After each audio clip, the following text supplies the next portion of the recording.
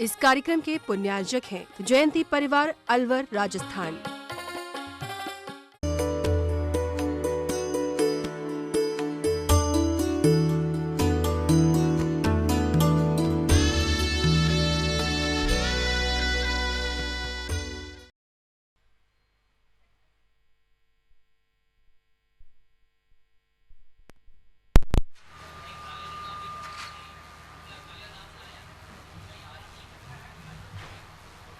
अपराह्निक प्रक्षणा स्वाध्याय वेलायाम श्री कायोत्सर्गम करूं।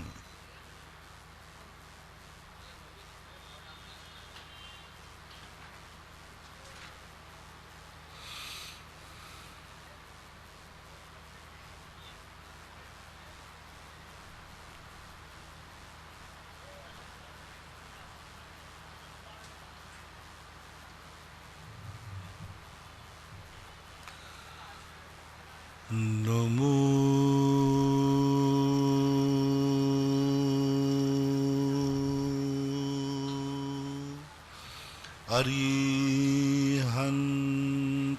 अरिहन्ताणं। नमो अरिहन्ताणं। नमो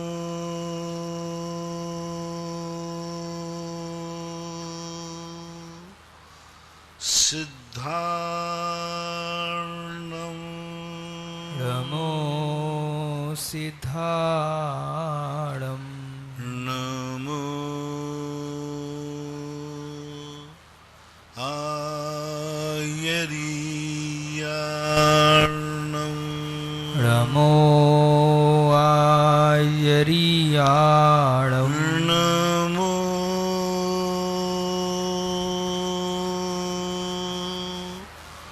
वज्रायार्णं। नमो वज्रायार्णं। नमो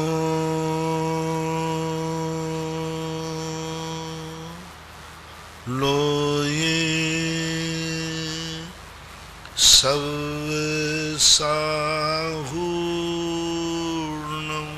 नमो लोये सौसाहूर्णं। पंच परमेष्टि भगवान की जय हो। आचार्य श्री गुरुवर कुंद कुंद महाराज की जय हो। आचार्य श्री गुरुवर विद्यासागर महाराज की जय हो। परम पूज्य मुनिवर श्री 108 सुधा सागर जी महाराज की जय हो। देवली से निर्मला जैन की जिज्ञासा है। महाराज श्री चरणों में नमोस्तु। महाराज श्री, हमारे यहाँ विद्यावाणी का स्वाध्याय चल रहा है, उसमें शिष्य को गुरु की उपमा दी है और कुम्हार की संज्ञा गुरु को मिली है। यह किस प्रकार से है, कृपया समाधान करें। शिष्य को कुंभ की संज्ञा निर्माता की अपेक्षा मिली, निर्माण की अपेक्षा, कि कुंभ जो है वह माटी से बनता है, स्वयं कभी बन नहीं सकता। वो कितने भी माटी में कुंभ बनने की शक्तियां छुपी हों, लेकिन वह कुंभ अपने आप कभी बन नहीं सकता। इसी प्रकार व्यक्ति में कितनी भी योग्यताएं छिपी हों, जब तक गुरु नहीं मिलेगा उसके अंदर वो शक्तियां जागृत हो नहीं सकती।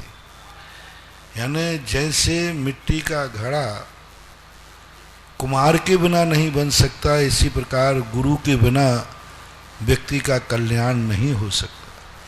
वो मिट्टी मंगल रूप, जल धारण की क्षमता और जगत के सिर पर स्थापित होने वाली शक्ति गुरु के निमित्त से आती है।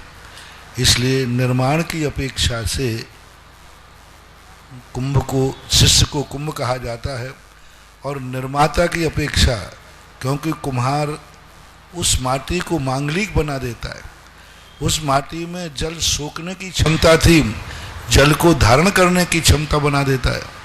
ऐसे ही गुरु शिष्य को इस योग्य बना देते हैं कि वह एक दिन उस धर्म को, रत्नत्रय को धारण करने की शक्ति आ जाती। वैसे उसके पास कितने धर्म रहते थे, कोई धर्म को धारण ही नहीं करता था, लेकिन गुरु ने ऐसा संस्कार दे दिया कि अब वो धर्म को धारण करने की शक्ति उसमें आ गई। ऐसा अमेरिका यूएसए से पवन कुमार जैन, इनकी जिज्ञासा है। महाराज श्री के चरणों में नमोस्तु। महाराज श्री, मेरी जिज्ञासा है कि मेरे द्वारा अज्ञानता तथा भूलवश पूर्व में जो कर्म बंधे हुए हैं उनका मैं कैसे प्रायश्चित करूं, एवं आया है बीती ताही विसार दे आगे की सुध ले, प्याला अब इसका छोड़कर अमृत अमृत से, इससे क्या अभिप्राय है? कृपया समाधान। जो अतीत में तुम कर चुके हो और वर्तमान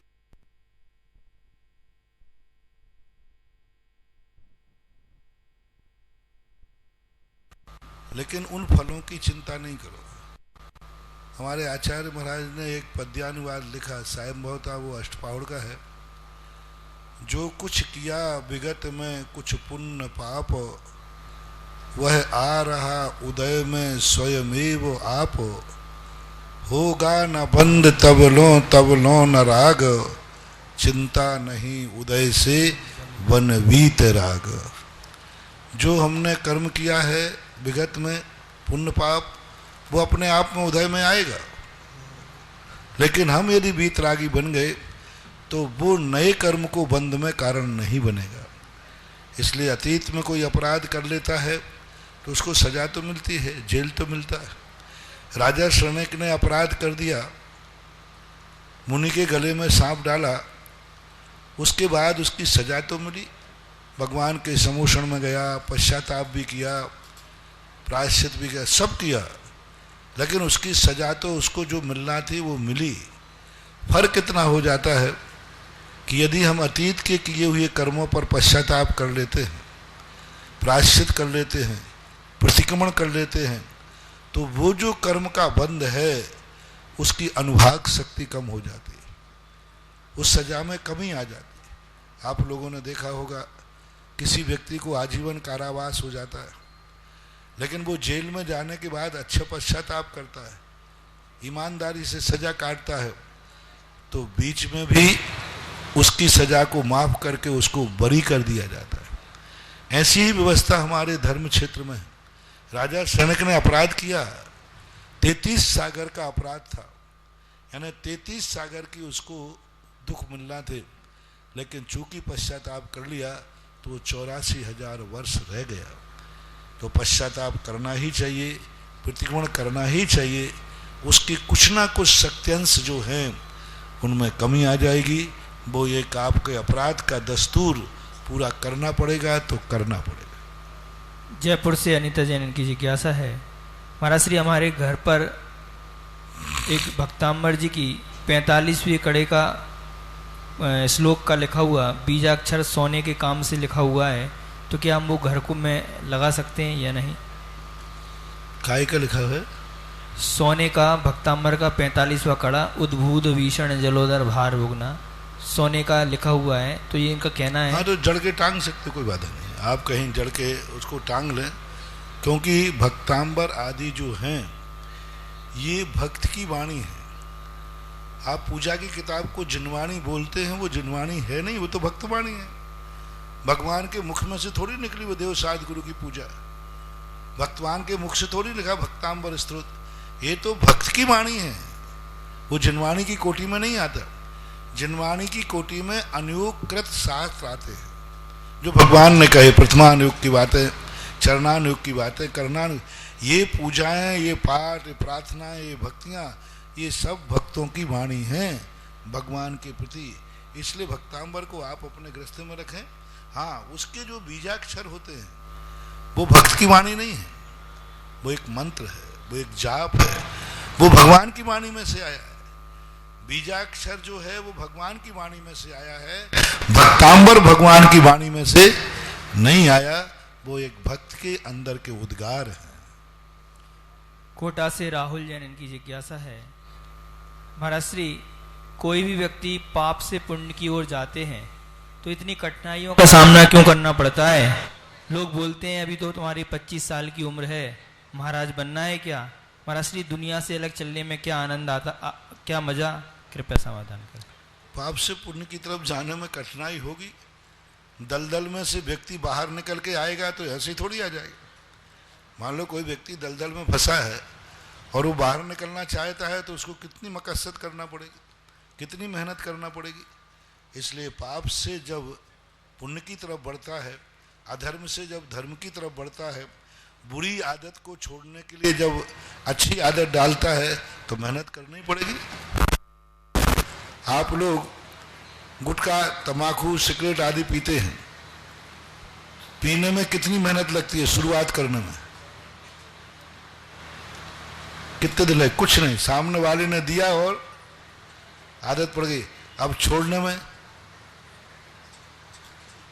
में कितनी मेहनत, छोड़ना चाहते हो फिर भी छूटती नहीं। तो एक आदत, बुरी आदत जब पड़ जाती है तो बुरी आदत जीवन में जल्दी प्रवेश करती है, लेकिन निकालते समय उसको बहुत मकसद मेहनत करना पड़ती है। इसलिए संसारी व्यक्ति जब पाप में फंस जाता है उसको निकलना दलदल से निकलने के समान है, इसलिए कठिनाई होती है। अयोध्या से नीरज सेठिया, इनकी जिज्ञासा है, महाराज श्री के चरणों में नमोस्तु। महाराज जी, राम और रावण की राशि एक, कंस और कृष्ण की राशि एक, तो जीवन में दोनों में कोई समानता नहीं है क्या? जीवन में राशिफल और ज्योतिष का कोई महत्व नहीं है क्या? दोनों की राशि एक नहीं थी। रावण का नाम रावण था ही नहीं, उसका नाम तो दशानन था। उसकी जन्म कुंडली बिल्कुल भिन्न थी। वो तो राम और रावण को अपन ने बैठा लिया पिछलन में। तो इसी प्रकार कंस और कृष्ण की जो राशियां हैं, ये जो नाम प्रचलन में होते हैं, इनसे दोनों की राशियों का निर्धारण नहीं किया जा सकता। जन्म कुंडली का जो नक्षत्र होता है, जो लग्न होती है, उस लग्न के आधार पर राशि का निर्धारण होता है। इसलिए हम नहीं कह सकते कि कृष्ण और कंस की राशि एक थी, हम नहीं कह सकते कि राम और रावण की राशि एक थी, क्योंकि दोनों की राशि एक हो तो एक समय में दोनों के विपरीत फल नहीं मिलते। एक रामचंद्र जी युद्ध जीत रहे हैं और रावण उस समय युद्ध हार रहा है। एक राशि का स्वामी, एक कुंडली वाला, दोनों परस्पर विरोधी कार्य कैसे हो रहे? परस्पर विरोधी कार्य नहीं हो सकते। यदि कुंडली सही है तो दो व्यक्तियों के एक राशि के परस्पर विरोधी कार्य नहीं होंगे। यदि परस्पर विरोधी कार्य होते हैं तो ज्योतिष निरर्थक है, ज्योतिष का कोई कार्य नहीं। कुंडली में कहीं ना कहीं कई बार राशि एक होती है, लेकिन उसके जो अंश होते हैं, भागांश होते हैं, उनकी तरफ देखा जाता है। मान लीजिए लगन के कारण से उसकी राशि बन गई, लेकिन अन्य ग्रहों में जो ग्रह बैठे रहते हैं, उन ग्रहों के संबंध में बैठा, राहु किसके साथ बैठा है, केतु किसके साथ बैठा है, मंगल पर किसकी दृष्टि पड़ रही है, गुरु पर कौन देख रहा है, तो ये पूरा एक गणित है, एक ज्योतिष है।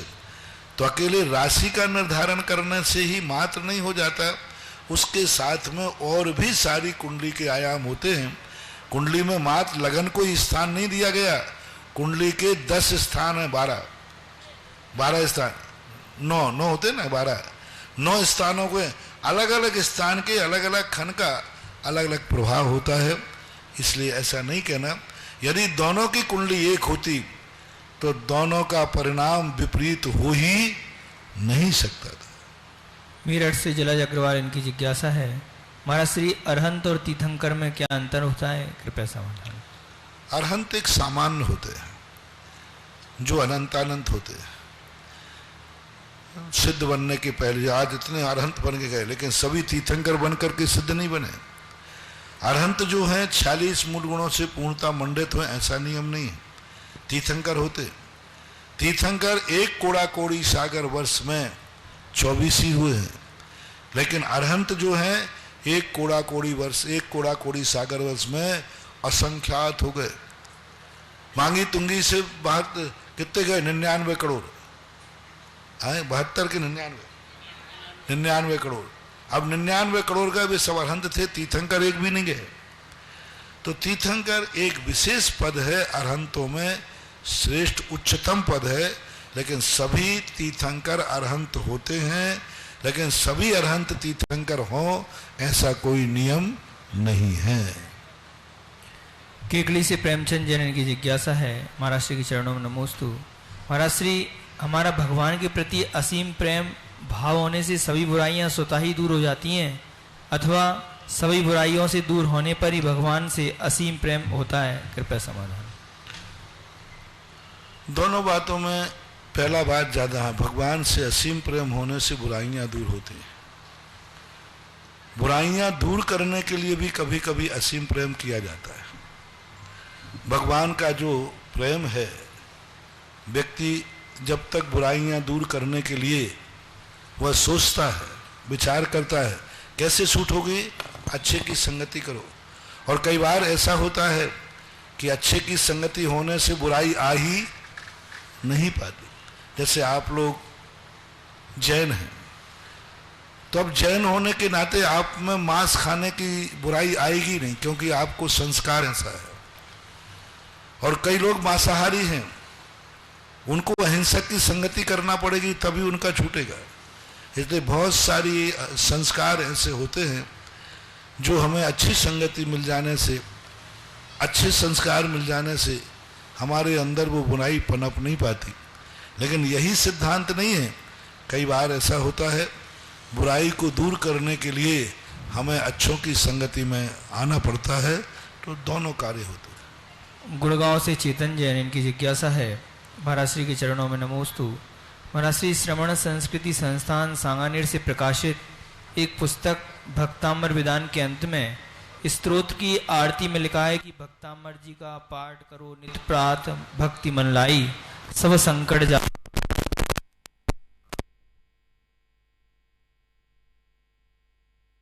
विपरीत शाम को करते हैं और वह भी बिना स्नान किए अशुद्ध वस्त्रों से। जब सुबह का लिखा है तो शाम को क्यों करना चाहिए, करते हैं, कृपया समाधान करें।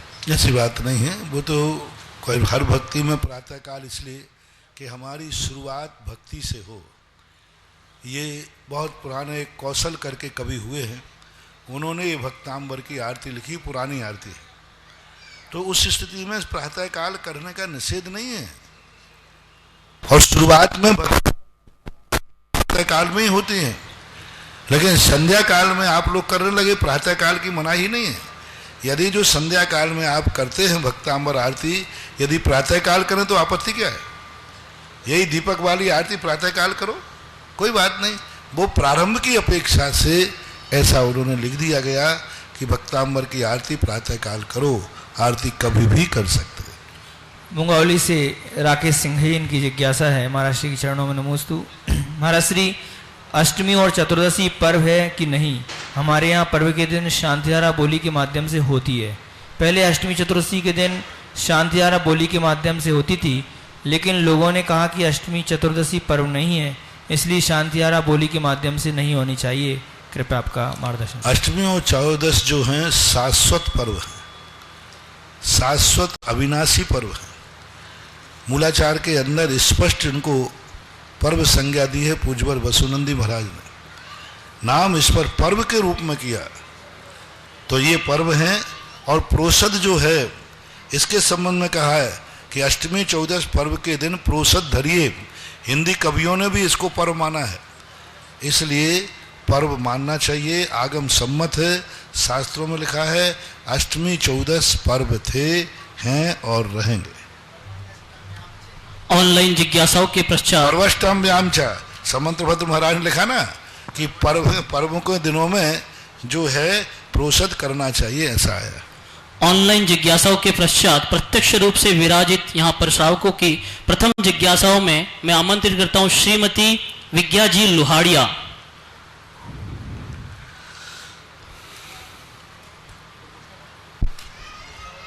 हेलो,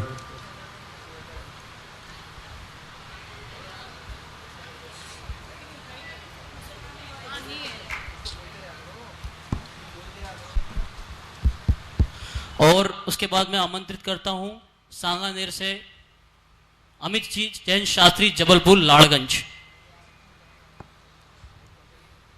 महाराज जी, आपने श्रवण संस्कृति के नए आयामों में एक और कीर्तिमान घोषित किया है। महाराज जी, श्रवण संस्कृति का विस्तार हो, शांति धारा महात्मवर्धक हो, महाराज जी उसका महत्व हो, जिन आगम संरक्षण हो, प्राचीन तीर्थों का संरक्षण हो। महाराज जी, इतनी सारी प्राचीन संस्कृति को पुनर्जीवित करते हुए महाराज जी आपने एक जैन विवाह विधि संस्कार को महाराज जी फिर से एक खोई हुई परंपरा को वापस से महाराज जी कीर्तिमान साबित किया। महाराज जी, इसमें अमित जी जैन लाड़गंज महाराज जी जबलपुर में आपके आशीर्वाद से महाराज जी स्वाध्याय कराते हैं, उन्होंने अभी जैन विवाह विधि से आहार जी में पवित्र क्षेत्र पर पाणी ग्रहण संस्कार किया महाराज जी।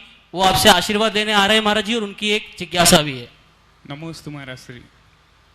महाराज श्री, अभी जैन विधि से आपने जो प्रेरणा पूरे देश में दे रहे हैं, ये बहुत संस्कारों के लिए अच्छी प्रेरणा है। हम लोगों ने विवाह किया, लेकिन कुछ लोग ऐसा भी कहते हैं कि शादी एक ही बार होती है, उसको अच्छे ठाट वाट से करें, किसी होटल में करें, सिद्ध क्षेत्र में करने की क्या जरूरत है। तो जैन विधि से जो हम लोगों ने विवाह किया, इसके इस भाव में, आगे के भाव में क्या क्या हमें शुभ परिणाम मिलेंगे, उसके लिए।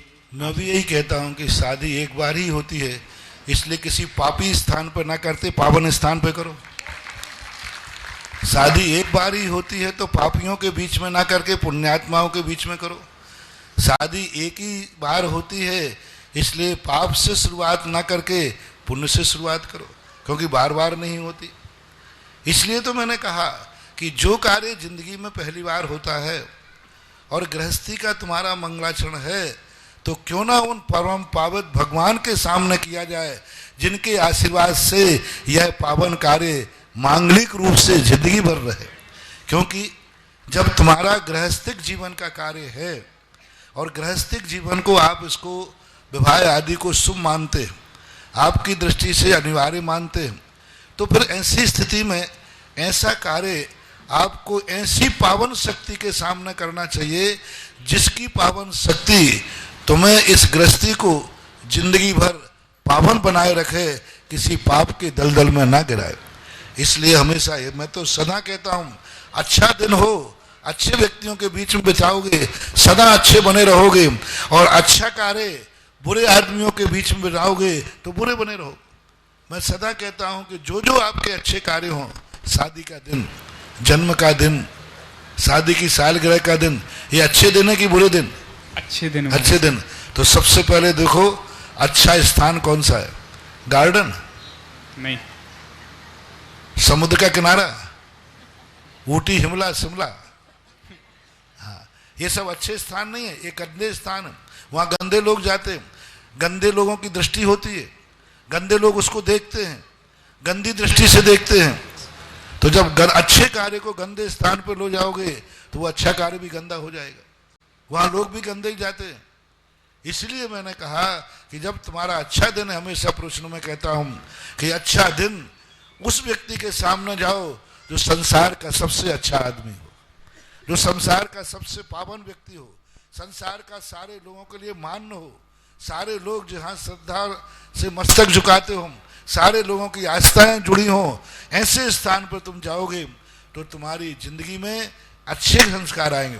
मंदिर, तीर्थ क्षेत्र पे अच्छे लोग जाते हैं, अच्छा स्थान है, इसलिए अच्छे लोगों के साथ जाना चाहिए।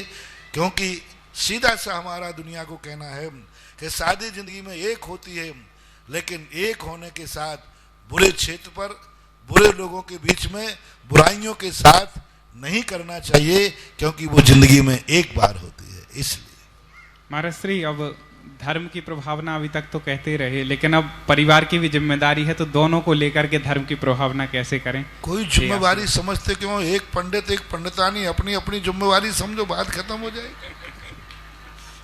एक दूसरे की जिम्मेवारी एक दूसरे के सहारे पे क्यों रखे हैं? सब अपने अपने स्वयं ऐसा व्यक्तित्व बनाएं कि एक व्यक्ति दूसरे व्यक्ति को बाधक नहीं, साधक बनना चाहिए। सहधर्मी का अर्थ होता है बाधक नहीं। अभी धर्म एक करते थे, अब धर्म दो करेंगे। अभी अकेले माला फेरते थे, अब दोनों फेरना। पहले अकेले पूजन करने जाते थे, अब दोनों जाना। पहले अकेले महाराज को हार देते थे, अब दोनों जाना। अरे इसमें घटोत्तरी नहीं हुई, इसमें तो बढ़ोतरी हुई है। बढ़ोतरी यदि बना लेते हैं तो कोई बात नहीं, लेकिन उसको अपने जीवन में ऐसा ढालना चाहिए कि यह भार नहीं सौभाग्य बने, भार नहीं सहयोग बने, इसको मानना चाहिए। यही होना। सहयोग के लिए पर साथी ढूंढा जाता है, कार्य में बाधक करने के लिए नहीं ढूंढा जाता। इसलिए महर्षि के चरणों में बारम्बार नमोस्तु। महर्षि, अच्छी सेविका के लिए क्या करें? अच्छी श्राविका के लिए तो वही हमारे जो षड आवश्यक होते हैं। गृहस्थिक जीवन में जैन धर्म कभी बाधक नहीं बनता। जैन धर्म ने जितने सिद्धांत दिए हैं सब गृहस्थ की समृद्धि के लिए दिए। शास्त्रों में आया कि दान और पूजा मुख्य होना चाहिए। क्यों कहा गया? जिससे तुम्हारे जीवन की सुख समृद्धि बढ़े, क्योंकि समृद्धि बढ़ाने के लिए ये षड आवश्यक कार्य होते हैं। इनके दोनों कार्य प्रातः काल मैंने कहा था कि जैन दर्शन की हर क्रिया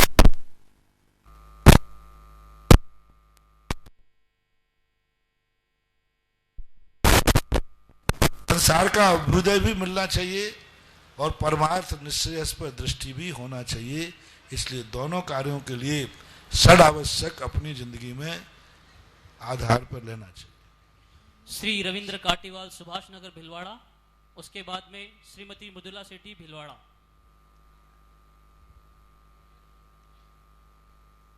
गुरुदेव के चरणों में काटीवाल परिवार एवं समस्त सुभाष नगर जैन समाज की ओर से बारंबार नमोस्तु नमोस्तु नमोस्तु।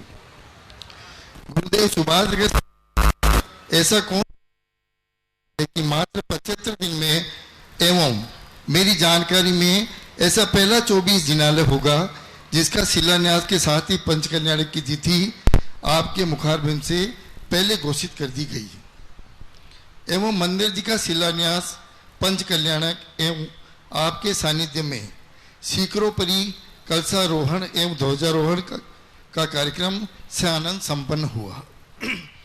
साथ ही मंदिर जी के पास श्री सुधा कलश संयम भवन का शिलान्यास आप ही के सानिध्य में हुआ एवं आज वो संयम भवन का लोकार्पण के लिए बनकर तैयार है एवं समाज आपकी प्रतीक्षा कर रहा है। एवं 24 जिनालय ऐसा होगा जहां पर इतने कम समय में सारे कार्य आपके आशीर्वाद एवं आप जिज्ञासा करें, विज्ञापन नहीं। हाँ सर, अतः मेरा आपसे यह जिज्ञासा है कि यह सब आपका आशीर्वाद ही है या समाज का कोई सामूहिक पुण्य भी है? कोई भी मंदिर बनता है वो श्रावकों के पुण्य से बनता है। साधु उस पुण्य को बढ़ाने में सहयोग देता है। जहाँ लोगों की जैसी भावना होती है वैसा ही वह कार्य, क्योंकि इसकी मंदिर की अर्थ क्रिया मुनियों के लिए नहीं है, श्रावकों के लिए। मुनियों के लिए मंदिर की कोई जरूरत है ही नहीं।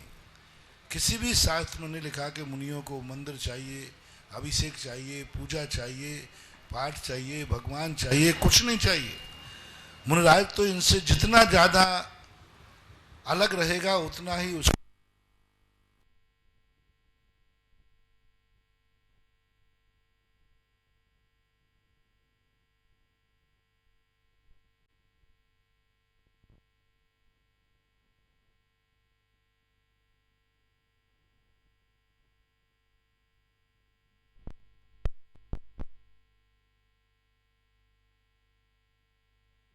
प्राप्त।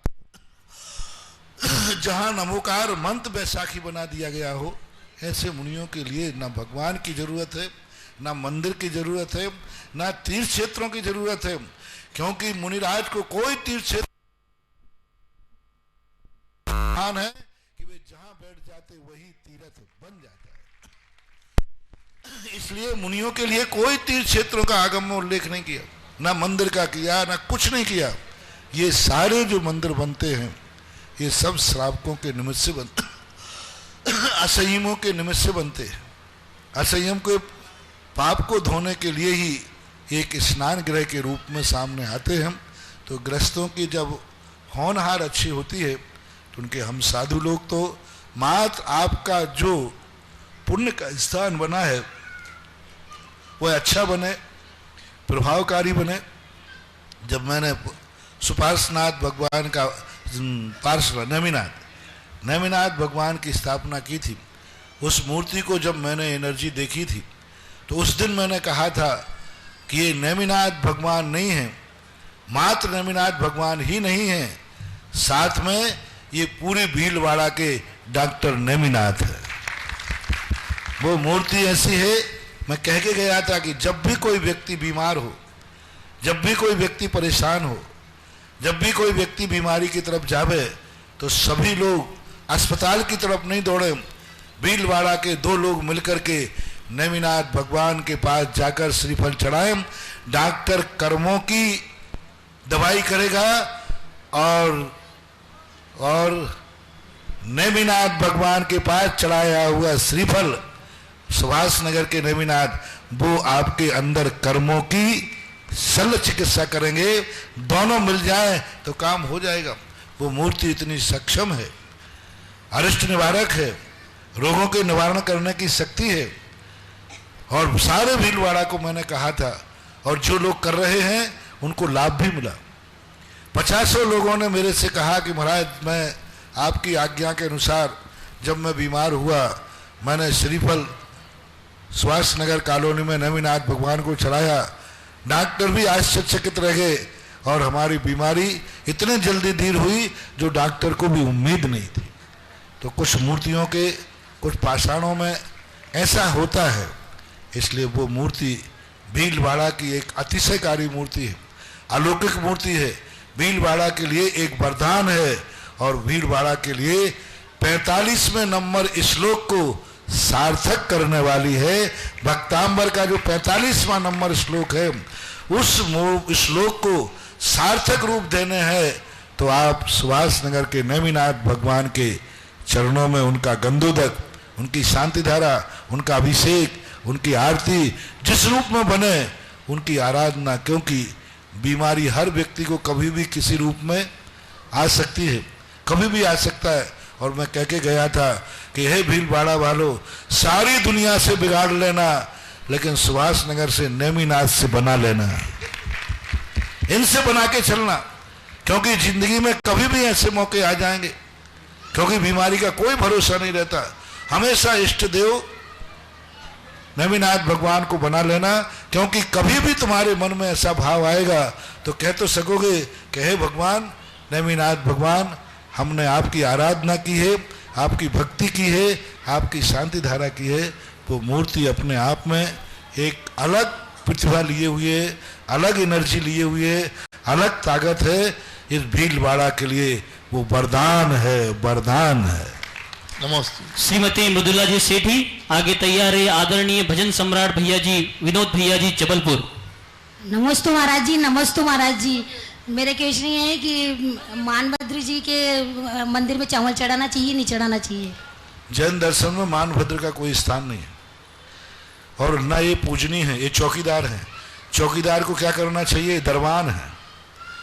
ये दरबान, जैन दर्शन में इनको दरबान का स्थान दिया गया। अब दरबान को क्या चढ़ाना चाहिए, आप खुद अकल से सोचे। इससे ज्यादा उनका कोई नहीं। उनके तो 5 पापों में एक पाप का त्याग नहीं, असहनीय है। एक दरबान है। दरबान आप किसे कहते हैं? जैन दर्शन में इनको दरबान के रूप में स्वीकार किया गया है, एक रक्षक के रूप में, एक बॉडीगार्ड के रूप में स्वीकार किया गया है। इनका और कोई अलग पूजनी का स्थान नहीं। ना आगम में कहीं चावल चढ़ाने को लिखा है, ना नारियल चढ़ाने को लिखा है, ना चोला चढ़ाने को लिखा है, ना आरती करने का लिखा है, ना अभिषेक करने का लिखा है, ना कुछ भी नहीं लिखा। दरबान, आल्सो दरबान, बस इतना ही उनका परिचय है। और दूसरे देवता को मानना चाहिए, नहीं मानना चाहिए? ओम शांति। महाराज श्री नमस्ते महाराज। ये इंद्रों में सौधर्मेंद्र जैसे 2 सूत्रों के हिसाब से तत्वार सूत्र के गति, शरीर इत्यादि और विशुद्धि आदि की अपेक्षा सबसे छोटा इंद्र माना जाता है। और कुबेर जो है एक लोकपाल में आता है। उसके बाद अपन देखते हैं कि सौधर्म के बाद ईशान, सानत कुमार, महेंद्र का नंबर आना चाहिए, तो कुबेर का कैसे आ जाता है? ब्रह्मचारी विनोद जी, इस संसार की बड़ी विचित्र नीति है। सिद्ध भगवान सबसे बड़े माने जाते हैं, लेकिन सारी दुनिया ने उनको उठाकर दूसरे नंबर पर कर दिया और अरहंत को पहले नंबर पर कर दिया। अब बताएं, सिद्ध भगवान बड़े हैं कि अरहंत भगवान? सिद्ध भगवान बड़े। सिद्ध बड़े हैं, लेकिन पूजा किसकी हो ज्यादा? अरहंत भगवान। मान्यता किसकी है ज्यादा? अरहंत। मूर्तियां किसकी हैं ज्यादा? अरहंत। फिर क्यों? मूल कारण उसका है कि अरहंत भगवान ज्यादा उपयोगी। दूसरा, लोक व्यवहार में राज्यपाल बड़ा है कि मुख्यमंत्री? बोलो। राज्यपाल बड़ा है, लेकिन दुनिया में कीमत किसकी है? मुख्यमंत्री। यदि कोई व्यक्ति को कहा जाए कि राज्यपाल मुख्यमंत्री से एक चयन करो, तो मुख्यमंत्री चयन कहेगा। राज्यपाल तो उसको मना दिया जाता है जो बिल्कुल रिटायरमेंट, अब राजनीति से जाना है, और राज्यपाल बड़ा है, लेकिन राजपाल का मूल्यांकन, राजपाल जो ख्याति, राजपाल का वैभव है, लेकिन वो राजपाल कोई नहीं जानता। नगर में जन कोई, मुख्यमंत्री सब जानते, मुख्यमंत्री का अधिकार है, पावर है। बस ईशान सनत कुमार आदि ऐसे ही हैं जैसे राज्यपाल है, बड़े हैं, कोई संदेह नहीं है, क्योंकि एक स्वर्ग के अधिपति हैं, स्वर्ग के एक मालिक हैं, राजा हैं। और कुबेर उन राजा के अंडर में आता है, लोकपाल है, एक दिशा को संभालने वाला है, एक दिशा का मात्र लोकपाल है। लेकिन वो मुख्यमंत्री के समान इतना पावरफुल है कि भगवान के सब जब पंचकल्याणक होते हैं, हर कार्य कुबेर के द्वारा ही होता है। रत्न बरसाएगा तो कुबेर, 9 महीने तक रत्न बरसाएगा तो कुबेर, समुद्र की रचना करेगा तो कुबेर, हर कार्य में कुबेर का स्थान ऐसा है। तो अब 2 बातों से आपको समझ लेना चाहिए। आपका प्रश्न बिल्कुल जायज है। सनत कुमार, महेंद्र, ईशान, ये इंद्र, ब्रह्म, ब्रंतो, मनोतर, लांतो, कापिश, ये सभी इंद्र बड़े, ये इंद्र कहलाते। इनका वैभव, इनका ऐश्वर्य, इनकी हुकूमत, ये राजा कहलाते। और कुबेर राजा नहीं है, एक लोकपाल है। लेकिन इसके बावजूद भी ये सब व्यवस्था है, सिद्धांत है, इसके बावजूद भी आप जब बोली लगाए तो सौधर्म की बात कुबेर की लगाना, नहीं तो इनका कोई भरोसा नहीं, ये कुबेर को सबसे नीचे डाल दें। और आगम सिद्धांत है, आगम सिद्धांत है। तो मैंने आपको उदाहरण दे दिया कि व्यवहार में, चरणान योग में, उपकार उपकारी भाव में बड़ा और छोटा नहीं देखा जाता, वहां देखा जाता है हमारे जिंदगी में उपकार किसका है। इतनी बड़ी सिद्धांत पलट दिया, सिद्धों को पीछे कर दिया। अरहंत भगवान कहाँ, सिद्धों के सामने अरहंत भगवान कितने पीछे हैं। 4 घातिया कर्मों, अघातिया कर्मों से युक्त हैं, संसारी हैं, औदैहिक भाव से युक्त हैं, लेकिन फिर भी नवोकार मंत्र में अरहंतों की महिमा है। अरहंतों के मंदिर बनते हैं। आज तक कभी सिद्धों का कोई मंदिर नहीं देखा। सिद्ध भगवान की मूर्तियां होती हैं, लेकिन अलग से सिद्धों का मंदिर देखा? सारी दुनिया में किनके मंदिर हैं? अरहंतों के मंदिर है। बस यही स्थान लोकपाल की स्थिति है कि लोकपाल इतना पावरफुल है, इतना उपयोगी है, इतना उपकारी है, इतने कार्य करता है कि लोग सौधर्म के बाद कुबेर बनना पसंद करते हैं। सौधर्म के बाद कुबेर की बोली ज्यादा महंगी जाती है, और सौधर्म के बाद कुबेर बनने में व्यक्ति को ज्यादा मजा आता है, क्योंकि कुबेर लक्ष्मी तो इस अपेक्षा से जानना चाहिए कुबेर का स्थान मात्र उसकी अधिकार क्षेत्र के कारण द्वितीय स्थान है, वैभव और समृद्धि के कारण से उसका स्थान 16 स्वर्गों के इंद्रों से पीछे ही है। जब 16 स्वर्ग के इंद्र चलेंगे, बैठेंगे, चलेंगे, तो कुबेर का स्थान बाद में आएगा, पहला स्थान इंद्र का आएगा। ऐसा नमस्ते। श्रीमती कल्पना जी सोगानी, बापू नगर भिलवाड़ा। उसके बाद तैयार रहे श्री सुनीता जी जैन भिलवाड़ा। लोग तो ऐसे ही चल रहे हो ना, ऐसे ही चल रहे। नमस्ते महाराज जी। गुरुवार मेरी जिज्ञासा, अभी हम पावाड़गढ़ गए थे महाराज जी, तो वहाँ जो पहाड़ी पे जो सिद्धि क्षेत्र मंदिर गए, चंद्र प्रभु भगवान का मंदिर, उसके बाहर मतलब कोई न तो बाउंड्री है और न कुछ, और इतनी गंदगी पड़ी है कि हम परिक्रमा भी नहीं कर पाए वहाँ के। तो वो देख के बहुत ही मन में दर्द हुआ कि ऐसे सिद्धि क्षेत्रों को कैसे मतलब बचाया जा सकता है। गुजरात का पावागढ़ जी, बड़ौदा के पास। तो वहाँ तो शायद सुपार्शनाथ भगवान का मंदिर। सुपार्शनाथ ऊपर है, नीचे चंद्र प्रभु भगवान, चंद्र भगवान का होगा। तो नीचे मतलब पहाड़ी पे ही है। बहुत सारी स्थितियाँ, तो ऐसे सिद्धि क्षेत्रों को तो कम से कम समझ गया मैं। कुछ लोगों का क्या गड़बड़ हो गया, मैंने कहा ना कि जो क्षेत्र पूरे भारतवर्षीय कमेटी के अधिकार में रहते हैं, उन क्षेत्रों की ऐसी दशा नहीं होती। कुछ क्षेत्रों पर लोगों ने क्या किया, ट्रस्ट बनाकर कुछ लोगों ने कब्जा कर लिया। वे 10 ट्रस्टी होते हैं, उनके बिना आप कुछ कर नहीं सकते। गवर्नमेंट के द्वारा रजिस्टर्ड होते हैं, और उनको इतना टाइम नहीं है, वो इतना समय देते नहीं। उनके बाप दादे तो अच्छे थे, लेकिन उनके बेटे अच्छे नहीं हैं। लेकिन कानून में वो ट्रस्टी होते, कुछ नहीं कर पाते। पावागढ़ एक कुछ चंद लोगों के हाथ में है, वो जितनी व्यवस्था कर पाते हैं वो कर रहे हैं। सभी क्षेत्रों की यही दशा हो रही। जहां जहां 4-10 लोगों ने कमेटी बनी, उनके अधिकार में हो गए, एक पीढ़ी तक तो अच्छे चलते हैं, दूसरी पीढ़ी के बाद उनकी व्यवस्था कोई कर नहीं पाता और वो करते नहीं। इसलिए कभी भी तीर्थ क्षेत्र बने, पूरे भारतवर्षीय समाज के दृष्टित्व में, उनके अधिकार में, उनकी कमेटी में बने। इन सिद्ध क्षेत्रों की कमेटी यदि भारतवर्षीय बन जाए तो जरूर इन क्षेत्रों का कुछ विकास हो सकता है। अन्यथा कानून में तो वे 4 लोग ही अधिकारी हैं, अब वे जो करेंगे वही होगा, कुछ नहीं कर सकते। श्रीमती श्रीता जी जैन भिलवाड़ा। नमस्ते महाराज जी। महाराज जी, जब निमित्त और कर्मबंध पर्याय से सब कुछ निश्चित है तो पाप और पुण्य का उदय आकर ही रहेगा। तो इस तरह से मनुष्य अपने कर्म, शुभ अशुभ कर्म का निर्जरा कैसे करे? पहली बात तो सब कुछ निश्चित है, ये कहाँ लिखा है? कहीं नहीं लिखा है ही नहीं। सब कुछ निश्चित, कहीं निश्चित नहीं है, कोई निश्चित नहीं, कुछ भी निश्चित नहीं है। निश्चित का अर्थ होता है, पूज्यवर अकलंक स्वामी महाराज ने श्री राजवार्तिक में कहा कि नियत का अर्थ क्या है? जो कार्य जिस कारण से होना है वह उसी कारण से होगा। जैसे आंख ही देखेगी, कान कभी देखेंगे नहीं, ये नियत है, ये निश्चित है। आंख ही देखेगी, कान नहीं देखेंगे। कान ही सुनेंगे, आंख सुनने की क्षमता नहीं रख सकती, ये नियत कहलाता है। लेकिन नियत का अर्थ ही नहीं है कि जिस समय जो होना है वही होगा। ये मात्र कार्तिक अनुप्रेक्षा के अंदर धर्म भावना में 4 गाथाएं आई हैं। वो भी किस प्रसंग में कही हैं?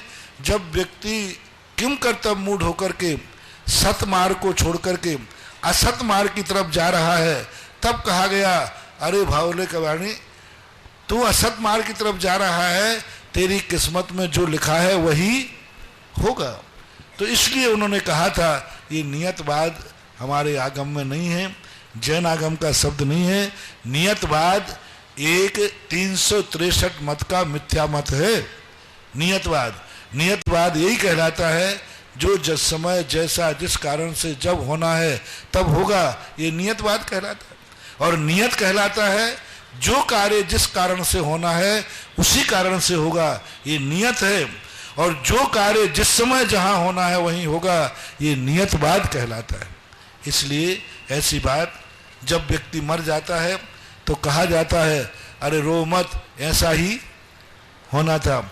और जब बीमार हो जाए, चलो अपन इस बात को प्रैक्टिकल करते, बहुत प्रश्न उठता है शायद।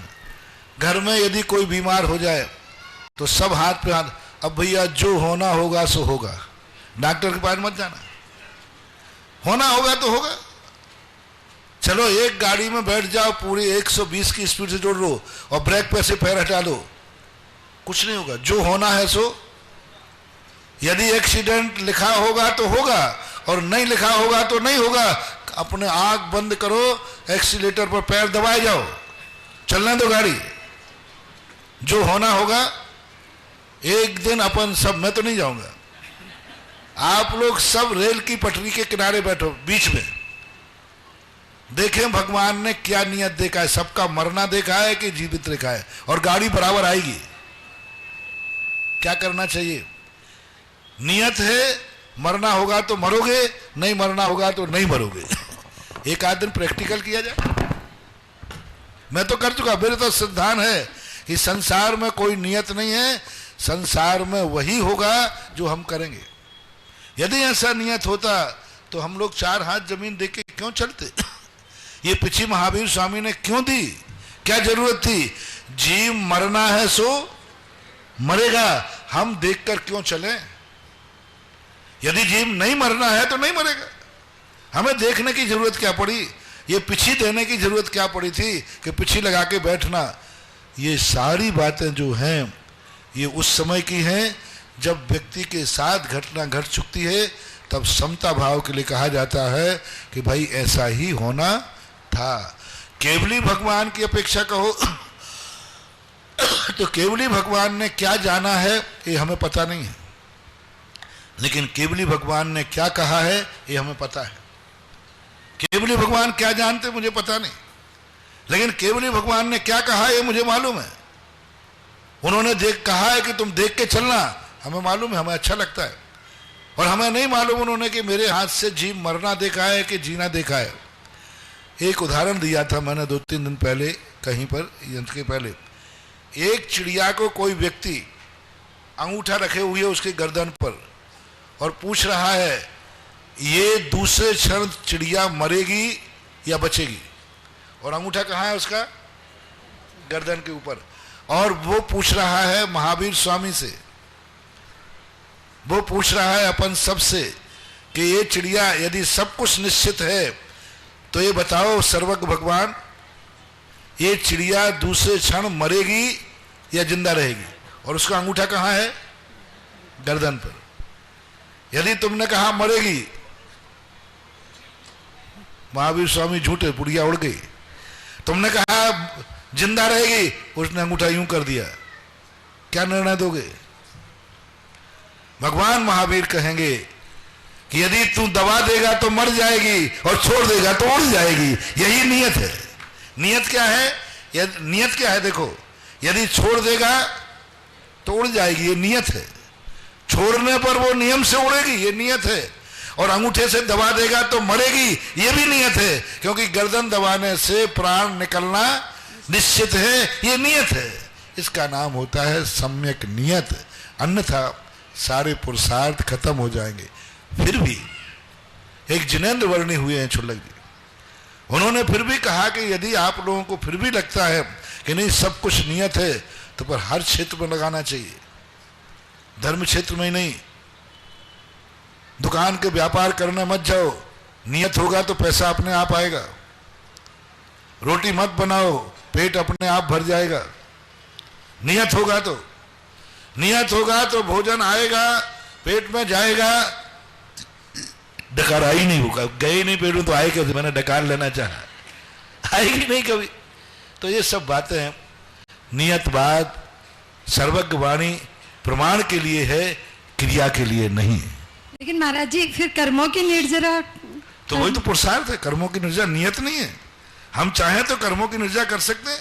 पूज्यवर महास्वामी महाराज ने स्पष्ट कहा कि जो व्रत हैं, समिति हैं, गुप्ती हैं, परिसय हैं, चारित्र हैं, ये सब निर्जरा के कारण हैं। राग द्वेष अपने आप खत्म हो जाएंगे।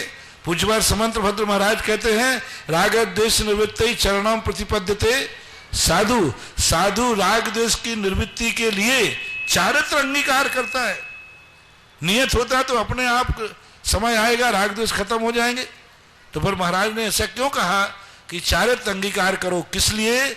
जिससे राग द्वेष से निवृत्ति हो। राग द्वेष की निवृत्ति हुई है सो चारित्र आया है कि राग द्वेष की निवृत्ति के लिए चारित्र किया है। बहुत बड़ी महत्वपूर्ण बात है। नियतवादी क्या कहेगा? राग द्वेष खत्म हो जाएंगे तो चारित्र अपने आप आ जाएगा। ऐसा नहीं कहा पूज्यवर ने। पूज्यवर कहते हैं राग द्वेष निवृत्त ही, यानी राग द्वेष की निवृत्ति के लिए चारित्र अंगीकार किया जाता है। इससे सिद्ध है कर्मों की निर्जरा के लिए हमें पुरुषार्थ करना पड़ेगा। दूसरा प्रश्न, छेड़ालाकार ने कितनी बड़ी बात कही। पहली सबके होए कछु ना सरे काज तेजा, दूजी करे जो उद्यम करके मिटे जगत फेरा। पहली यानी अपने आप समय पर कर्म उदय में आ रहे हैं, चले जा रहे, इससे तेरा कोई काम सधने वाला। दूजी करे जो उद्यम करके, उद्यम यानी जो पुरुषार्थ करके कर्मों को खिपाता है सो शिवपुर पाता है। तप कर जो कर्म खिपावे सो ही शिव सुख दर्शावे। यानी पुरुषार्थ से ही कर्मों का क्षय होता है, निर्जरा होती है। नियत समय पर जो कर्मों की निर्जरा होती है वो मोक्ष का कारण नहीं, सम्यक दर्शन का कारण नहीं। नमोस्तु महाराज। जैसा कि आप सभी को विदित है, श्री 1008 श्री मज्जिनेन्द्र जिन बिंब पंच कल्याणक प्रतिष्ठा महोत्सव का 26 से 31 मई तक आयोजन किया गया है। पंच कल्याणक महोत्सव में पांडुक शिला पर अभिषेक करने के लिए न्योछावर राशि जो कलशों की रखी गई है, अमृत सिद्धि कलश 1,11,000, सरवार सिद्धि कलश 5100 रुपया, 51,000 रुपया, 21,000 रुपया आचार्य विद्यासागर जी कलश, 11,000 रुपया मुनिपुंगव सुधा सागर जी कलश और 5100 रुपये ज्ञानोदय कलश की राशि रखी गई है। और ये कलश बहुत ही सुंदर और आकर्षित है। और प्रातः महाराज जी ने प्रवचन में भी कहा था कि कलश हमारे लिए इतना मंगलमय है और पंच कल्याण में 100 योजन तक इसका प्रभाव पड़ता है प्रतिष्ठा का। तो एक एक कलश सभी के घर पर पंच कल्याण का जाना चाहिए, जिससे सारे भिलवाड़ा का मंगलाचार हो और सारे भिलवाड़ा की समृद्धि हो। उसके बाद मैं आगे की जिज्ञासा के लिए सुनीता जी पाटनी भिलवाड़ा, उसके पश्चात कल्पना जी जैन भिलवाड़ा।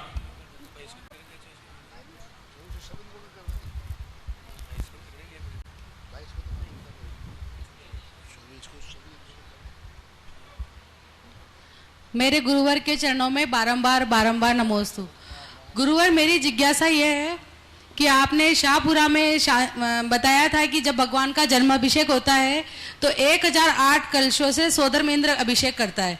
तो मेरी जिज्ञासा ये गुरुवर कि चंद्रशेखर आजाद नगर में जब भगवान का जन्मोत्सव मनाया जावे तो ऐसा दृश्य हम देख सकते हैं कि सारे सोधर्मेंद्र एक साथ भगवान का जन्माभिषेक मनावे, एक साथ कलश हो। 1008 है तो महाराज जी 108 तो हो ही सकते, एक साथ नहीं हो सकते, क्रम से हो सकते। क्योंकि आज अपन लोग छदमस्त, वो तो विक्रिया से करता है, उसके 1008 भुजाएं बना लेता है, वो विक्रिया है। अपना 108 भी अपन एक साथ भगवान के ऊपर नहीं ढाल पाएंगे, क्योंकि एक साथ 108 लोग खड़े कैसे करें? भगवान तो 9 इंची के ही है ना, अब वो संभव नहीं है। हाँ, एक संभव है कि 1008 लोग से 1008 कलश हो जाएं तो कोई अति संयुक्ति नहीं है। अब भीलवाड़ा वाला प्रत्येक व्यक्ति एक एक कलश करे तो 1000 लोग तो होंगे, 1000 तो हो ही जाएंगे, शायद 1008 हो जाएंगे। तो फिर वो हो सकता है कि दस्तूर कि वस्तुतः 1008 लोगों ने अभिषेक किया, बाकी एक साथ 1008 कलश अपने लिए तो संभव नहीं। महाराज जी आपका आशीर्वाद होगा तो हो जाएगा।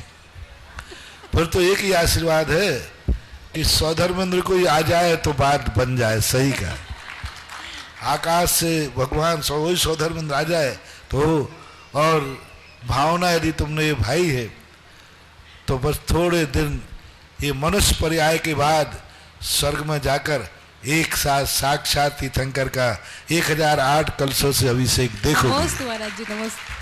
क्योंकि जाकी रही भावना जैसी सो देखी मूरत तिन तैसी, भावना है, अच्छी बात है। आप कलशों की बुकिंग ऑनलाइन से भी करवा सकते हैं और ऑनलाइन बुकिंग करवाने पर आपको कुरियर के माध्यम से यह कलश आपके घर तक उपलब्ध करा दिया जाएगा। ऑनलाइन बुकिंग के लिए नंबर चिनवाणी चैनल पर प्रसारित हो रहा है, मैं आपको एक बार फिर से नंबर रिपीट करता हूं, 9413863861, 92 दूसरा नंबर है 9252077440। मैं हिंदी में एक बार फिर से कहता हूं, 9413863861, 92520774440। आप ऑनलाइन भी इस कलश की बुकिंग करवा सकते हैं। बैंक ऑफ बड़ौदा राजस्थान क्षेत्रीय ग्रामीण bank, account number 4001010009974, IFSC code BARBOOBRZ8XXX। आगे की जिज्ञासा के लिए मैं यहाँ पर पूजा सी सेठी, कमला विहार भिलवाड़ा। नमोस्तु महाराज जी। महाराज जी, विदेश क्षेत्र में जितने भी जिन मंदिर है, क्या वहाँ पद्मावती और क्षेत्रपाल जी की प्रतिमाएं हैं? लगता है कि पद्मा आंटी की बड़ी दीवानी है। नहीं है महाराज जी, नहीं है महाराज जी, मैं तो मानती नहीं हूँ। नहीं है, कहीं भी नहीं। किसी भी अकृत्रिम चैत्यालय में, किसी भी स्वर्ग में देवी देवताओं के शासन, यक्ष यक्षिणियों का कोई स्थान नहीं है। मात्र भगवान का जो पीठ होता है, देव स्थान, उस पीठ में कुछ सानत कुमार आदि देवों के स्थान होते हैं, वो भी अकृत्रिम रूप में नहीं, देवच्छन। जैसे अपन ने यहाँ वेदी बनाई ना, तो ऊपर देवता आदि बनाए, बस उस देवत छंद के संबंध में आया है। बाकी किसी भी अकृत्रिम चैत्यालय का इतना वर्णन मिला, उनमें कहीं भी कोई भी यक्ष यक्षिणी देवी देवताओं का कोई स्थान स्वर्गों में नहीं होता और कहीं नहीं होता, ऐसा कहीं अकृत्रिम चैत्यालयों में नहीं है। नमोस्तु महाराज। गुरुवर, असम में एक पंचकल्याणक हो रहा है, उस पंचकल्याणक में कोई भी दिगंबर साधु नहीं है, विद्वान और प्रतिष्ठाचारी वो पंचकल्याणक कर रहे हैं।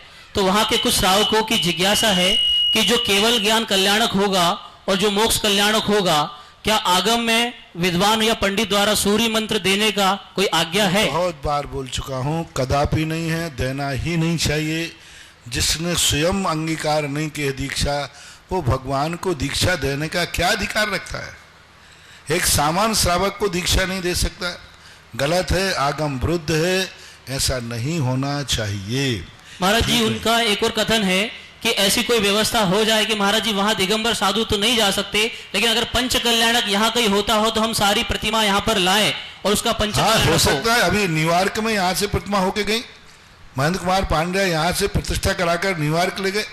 भगवान की चल और अचल दो प्रतिमाओं का उल्लेख हमारे यहाँ मिलता है।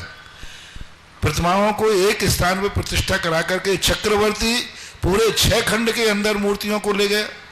जब विजय को प्राप्त करने गया तो रथ में मूर्तियां रख करके पूरे 6 खंड में घूमा।